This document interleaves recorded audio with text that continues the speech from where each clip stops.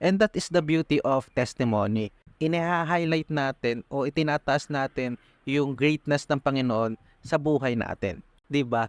At sarap kasi sa pakiramdam na makakarinig tayo ng mga different testimony from a different person. Pangalawa is yung prayer and encouragement.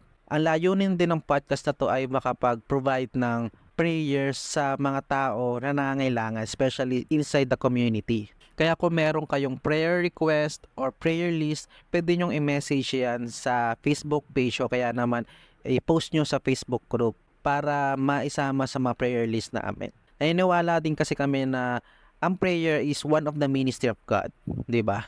And of course, we would like to become a channel of encouragement din sa iba, especially sa mga taong nangihina sa pananampalataya, may pinagdadaanan, o kaya naman kahit simpleng encouragement lang dahil meron silang pinagpe-pray o meron silang pinaghahandaan. Prayer encouragement is one of the great service na pwede namin i-offer to glorify God, di ba? And number 3 is community building. Itong podcast na to, gusto namin makapag-create ng isang community wherein malaya at safe ang mga tao dito makapag-share ng kanilang faith, ng kanilang mga testimony, ng kanilang prayer request, at magkaroon ng connection sa mga bawat tao na kaparehas natin na merong pananampalataya sa Panginoon. Well, anyway, to clarify lang, hindi mismong podcast na to yung nagbibigay ng inspiration sa mga tao o kaya namang pag-asa sa tao, kundi yung Diyos na buhay sa bawat testimony, kundi yung Diyos na buhay sa bawat stories at yung Diyos na buhay na nag-answer sa mga prayers natin at yung Diyos na buhay na binago yung buhay natin after natin siyang tanggapin sa puso natin. Di ba? Again, it will fall down dun sa tinatawag natin na glorify Him. Ngayon tapos na tayo sa mission statement. Ngayon babasahin ko naman yung vision statement ng podcast. Our vision is to create a thriving online community where individuals from all walks of life encounter the transformative power of Jesus Christ.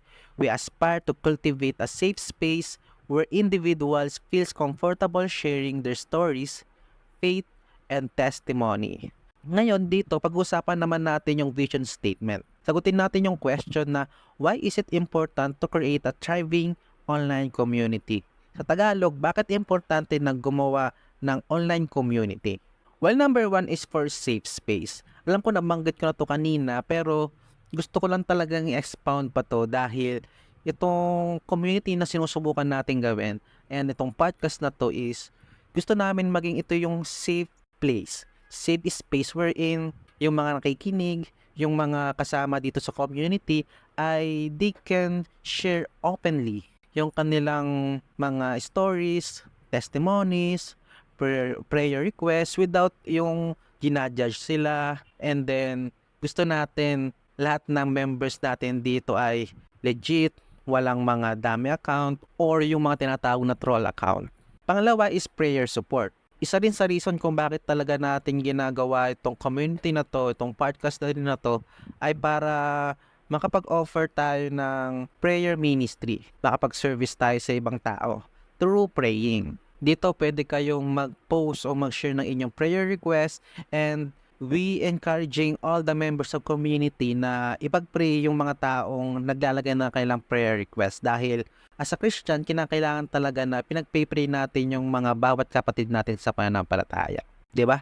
That's why this community has a prayer support system. 'Di ba, remember, we are one body in Christ. Kaya kinakailangan talaga ng prayer support system ng bawat isa. So that's it. Very simple lang naman tong ating mission and vision. Siguro in the future maaring merong ma-modify ng konti, pero still yung pinakang root ng mission and vision is magiging intact. And later on siguro kapag napag-pray na at nagkaroon na talaga ng enough time, isusunod na rin natin yung core value ng podcast na to, ng community na to.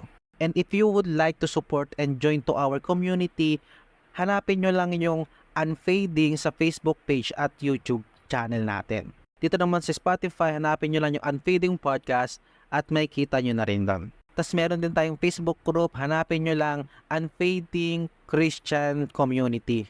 Actually, para ako pa lang yung member doon, pero if you would like to join sa community, please feel free to join. So that's it. Maraming salamat sa pakikinig and magkita-kita tayo sa susunod na episode. Have a blessed day. Kung nagustuhan mo ang napanood mo, nasa Spotify account namin ang full episode. Hanapin mo lang ang Unfading Podcast at mapapakinggan mo na ng buong episode for free.